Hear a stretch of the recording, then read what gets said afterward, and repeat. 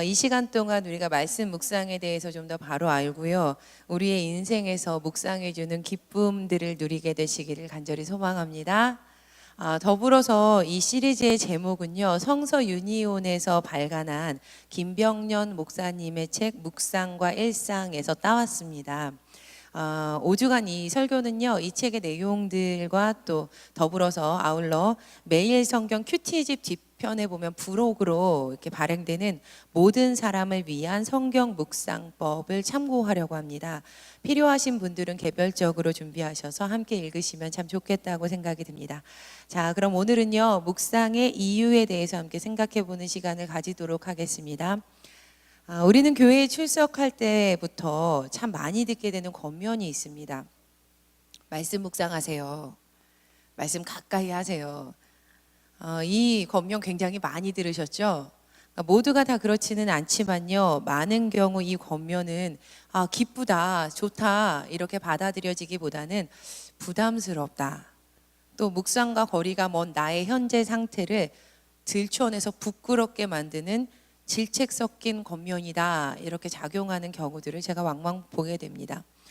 아무리 교회를 오래 출석했다 하더라도요, 말씀 묵상이라는 것은 마치 끝내지 못한 어려운 방학 숙제 마냥 그렇게 생각하는 분들이 많다는 것입니다. 심지어 이렇게 생각을 하기도 하죠. 왜 하나님께서는 우리에게 이렇게 부담스러운 숙제를 내주시는 걸까? 말씀 묵상한다는 것 솔직히 좀 귀찮은 일인데, 또 얼마나 어려운 일인데, 이거 하나님만 좋으라고 하시는 일 아니야? 자, 사랑하는 여러분, 정말 말씀 묵상은 하나님만 좋으시라고 우리에게 시키신 일일까요? 제가 잠시 다른 이야기 해보려고 합니다. 어른들이 자주 하시는 말씀이 있습니다. 아유, 학생 때가 좋지, 좋을 때다, 이 말씀 많이 하시죠? 우리는 왜 학생 때가 좋다고 이야기합니까? 단순히 젊어서라기보다는 그들을 책임져주는 보호막이 확실히 있기 때문 아닐까 싶습니다. 어른이 되어간다는 것은 내가 앞장서서 책임져야 하는 일들이 많아진다는 말이죠. 우리 삶에서 안전하다고 생각했던 보호막들이, 그 바운더리가 하나씩 하나씩 거두어집니다. 성인이 된다라는 말은 겁이 없어진다라는 말이 아니라 겁을 참는 인내력이 생긴다라는 말과도 같다고 생각합니다. 그러나 우리는 여전히 우리를 돌보아주고 보호하고 붙들어줄 무언가가 필요한 존재입니다. 그렇죠? 왜냐하면 우리는 피조물이기 때문이에요. 피조물은 엄마의 탯줄이 아기의 태아와 잘 연결되어 있듯이 조물주와 연결되어 있지 않으면 살아갈 수가 없습니다. 우리 갈수록 이 찬양이 마음에 와닿잖아요. 세월 지나갈수록 뭐밖에 없어요? 의지할 것뿐일세. 무슨 일을 당해도 예수 의지합니다. 아멘. 물론 저 또한 그렇습니다. 살아가면 살아갈수록 제 인생에서 참 많은 도움이 필요했습니다. 물론 앞으로도 그러할 거라고 생각합니다. 그런데 그때마다 저를 붙잡아주고 인도해주고 이끌어 주었던 것이 있었습니다. 바로 말씀입니다.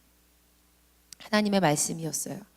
말씀 묵상은 나를 보호해 줍니다. 말씀 묵상은 나를 성장시켜 줍니다.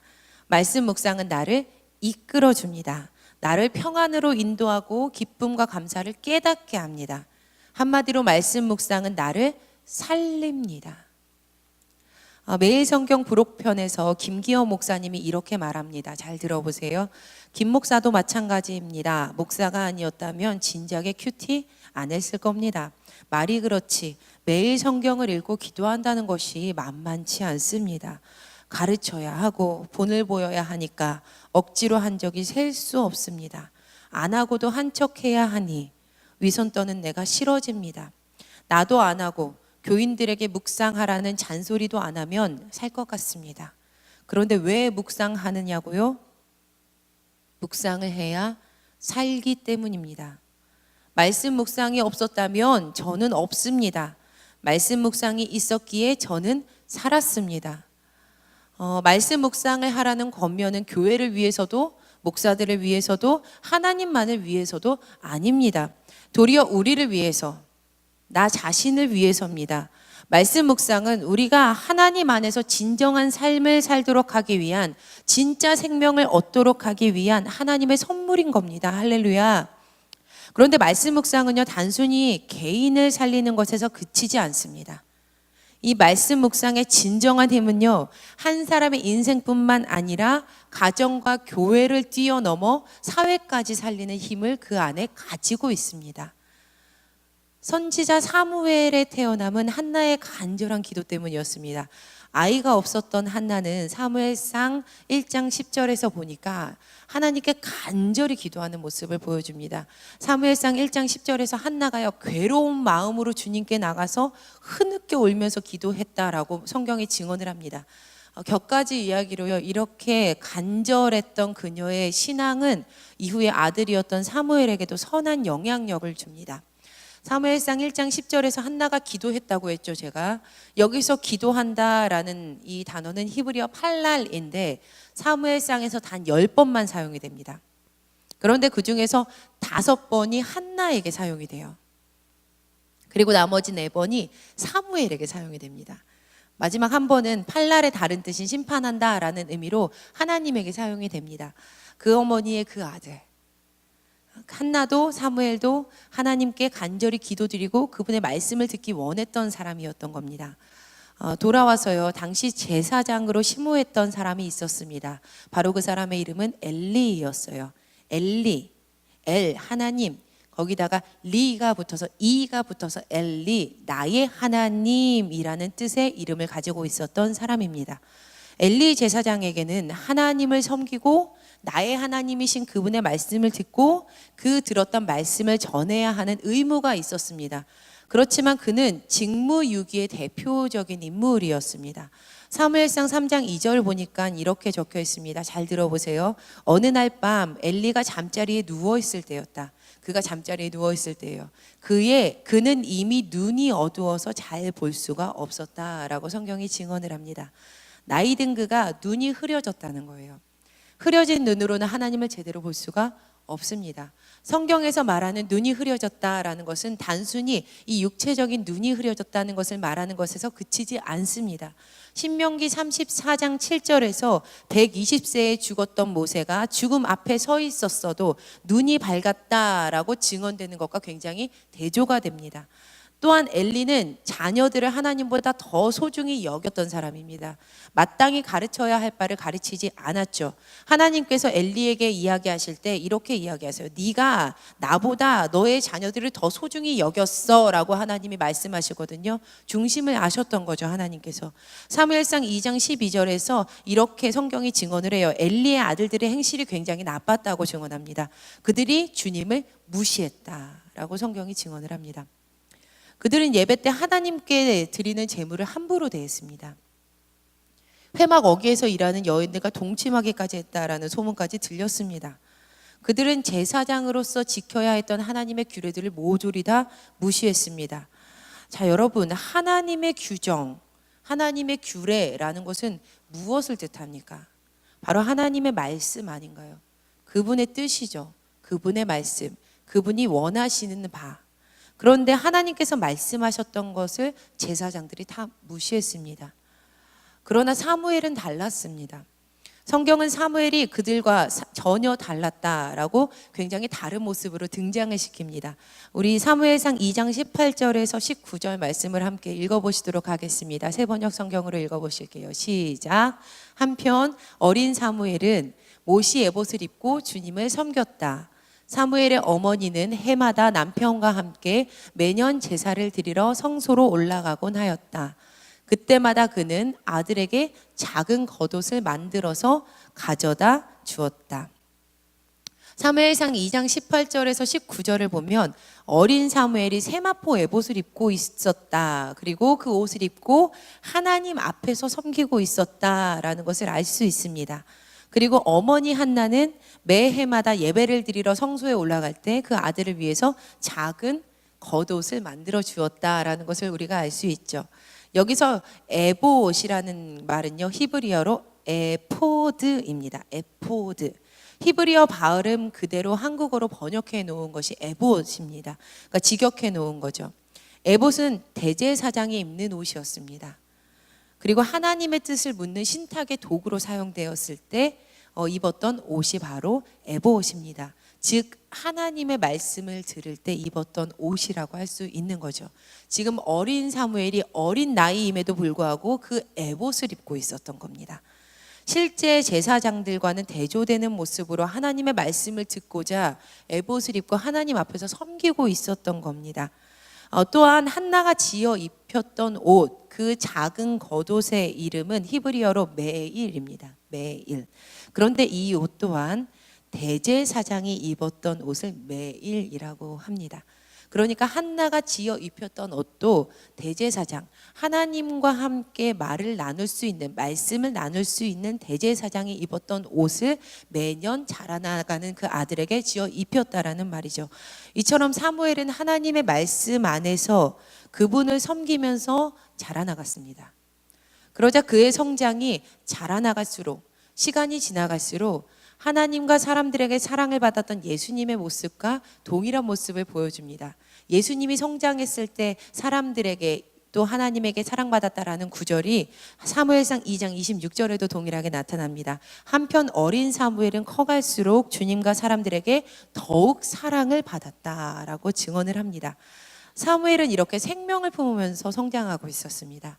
하나님의 말씀, 진짜 생명을 주는 그 소중한 말씀을 이 안에 품으면서 성장을 하고 있었던 거죠. 하지만 여러분, 당시 시대 상황은 굉장히 어두웠습니다. 당시는 하나님의 말씀이 희귀하던 때였습니다. 제사장도 하나님의 말씀을 무시하던 때이니 굳이 말해 무엇할까 싶습니다. 사무엘상 3장 1절은 이렇게 말합니다. 이 아이 사무엘이 엘리 앞에서 여호와를 섬길 때에는, 그 당시에는요, 여호와의 말씀이 희귀하여서 이상이 흔히 보이지 않았더라. 여호와의 말씀이 희귀하였던 때, 하나님의 말씀이 들리지 않던 시대. 사실 사무엘이라 하더라도, 이렇게 하나님을 향한 열정이 있었던 사무엘이라 하더라도 하나님의 말씀을 듣지 못하기 때문에 하나님을 잘 알 수가 없었습니다. 사무엘상 3장 7절 보면 사무엘이 여호와를 알지 못했다라고 성경이 증언을 합니다. 왜냐하면 여호와의 말씀이 아직 그에게 나타나지 않았기 때문이라는 거죠. 하나님의 말씀을 듣는다는 것은 하나님을 안다는 것과 동일한 말입니다. 하나님을 안다는 것은 말씀을 듣는 것에서 시작을 합니다. 이제 하나님께서 사무엘에게 말씀하시기 시작하세요. 사무엘은 하나님의 궤가 있는 주님의 성전에서 잠자리에 누웠습니다. 그것도 이른 새벽이에요. 하나님의 등불이 아직 환하게 밝혀 있을 때예요. 하나님께서 사무엘을 부르시죠. 사무엘아, 사무엘아. 그러자 사무엘이 누구에게 달려가요? 엘리 제사장에게 달려가요. 하나님을 몰랐던 거예요. 엘리 제사장에게 달려가서 말하죠. 저 부르셨습니까? 엘리 제사장이 뭐라고 얘기해요? 아니다, 안 불렀다. 하나님께서 이렇게 사무엘을 3번째 부르셨을 때 엘리가 깨닫습니다. 아, 하나님께서 사무엘을 부르시는구나. 그리고 사무엘에게 이렇게 대답하라고 일러주죠. 따라해 보셨으면 좋겠어요. 주님 말씀하십시오. 주님의 종이 듣고 있습니다. 네, 하나님 말씀하세요. 주의 종이 듣습니다. 라고 대답하라고 엘리가 사무엘에게 알려줍니다. 그러자 하나님께서 사무엘에게 말씀하시죠.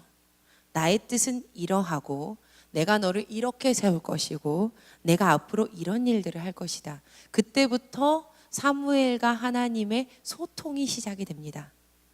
그리고 어린 사무엘이 하나님의 말씀을 계속 듣죠. 그러자 성경이 이렇게 증언합니다. 우리 사무엘상 3장 19절에서 20절 말씀 읽어보시도록 하겠습니다. 시작. 사무엘이 자랄 때에 주님께서 그와 함께 계셔서 사무엘이 한 말이 하나도 어긋나지 않고 다 이루어지게 하셨다.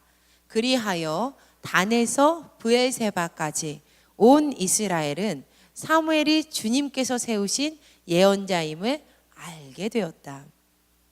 하나님의 말씀이 그와 자랄 때 함께 함께 계셔서 심지어 사무엘이 했던 말 하나라도 어긋나지 않고 다 이루어지게 해주셨습니다. 그래서 모든 사람들이 사무엘이 하나님께서 세우신 예언자임을 알게 된 것입니다.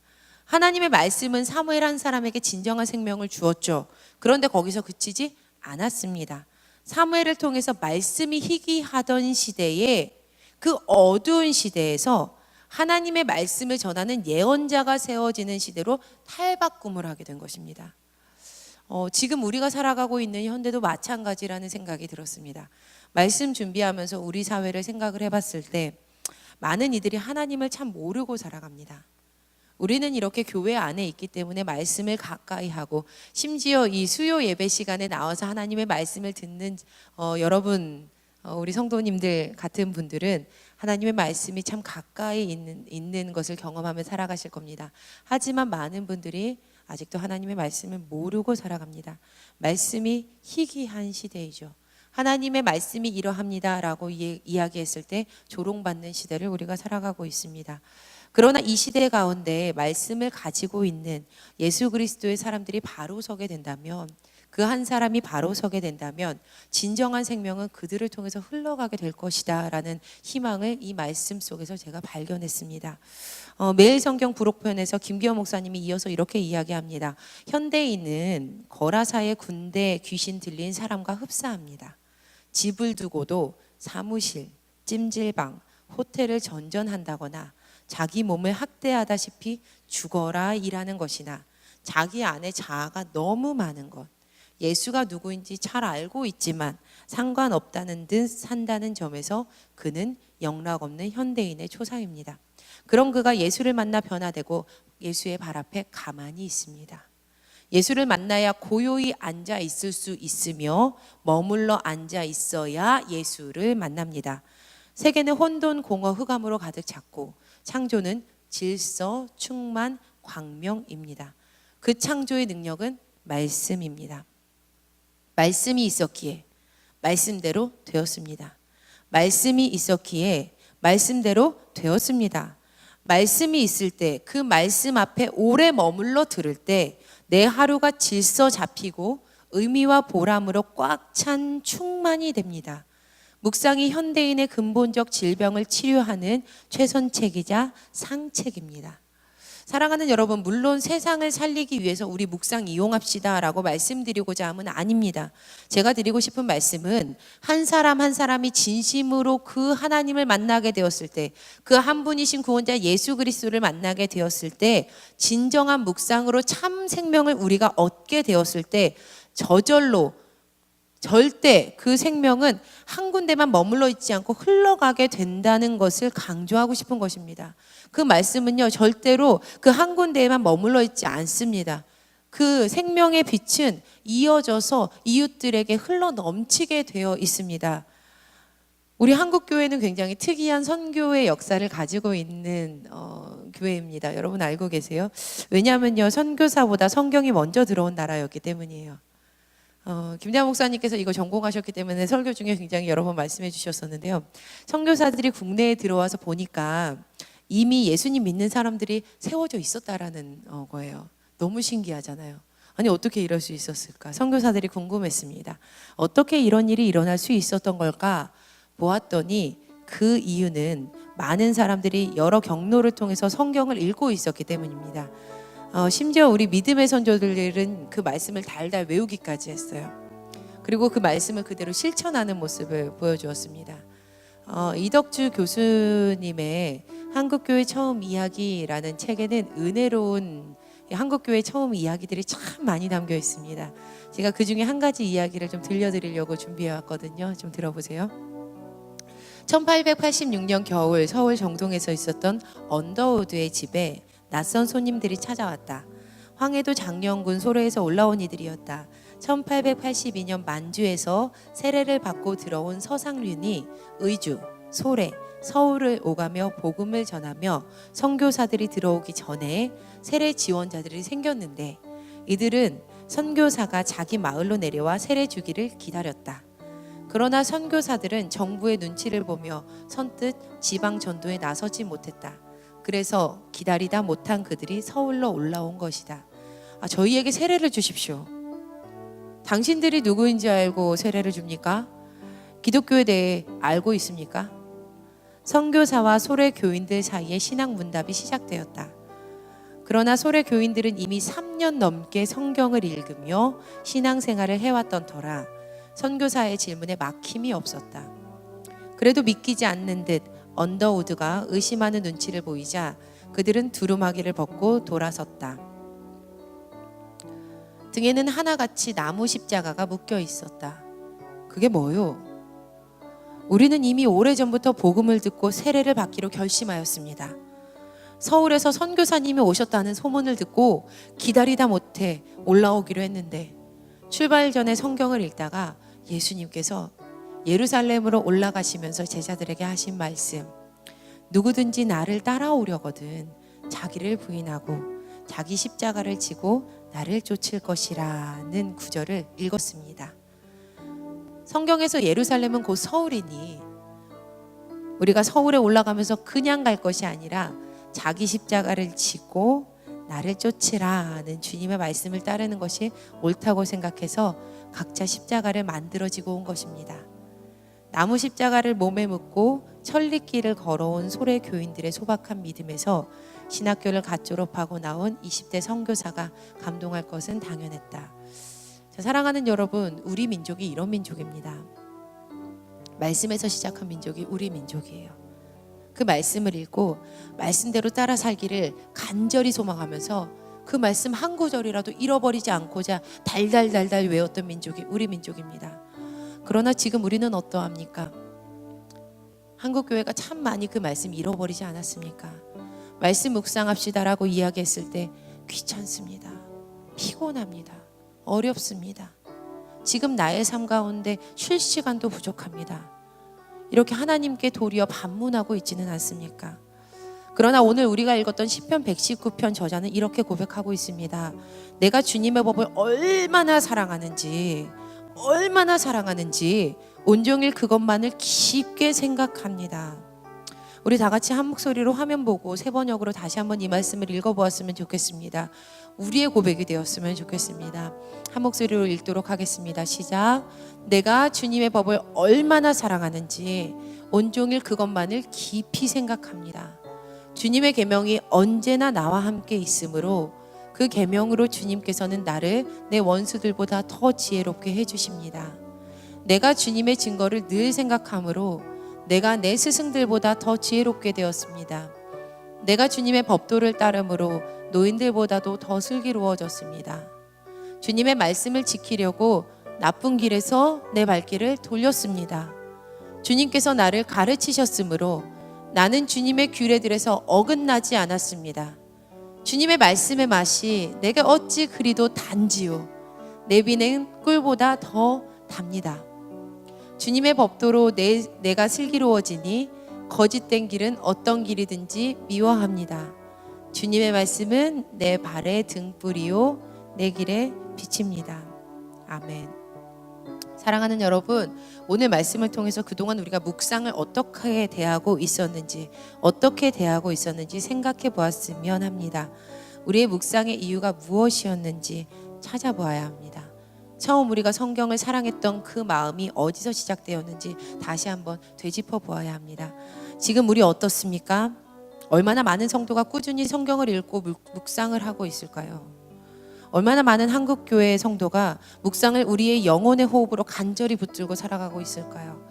바라기는 우리부터 지금 이 시간 이 자리에 나와 있는 우리가 마중물이 되어서 그 말씀 꼭 붙들고 묵상의 이유, 내 안에 그 사랑을, 하나님을 사랑하는 그 마음임을 고백하는 시간 되었으면 좋겠습니다. 우리는 세상에 참 많은 것과 주님의 말씀 맞바꾸고 있죠.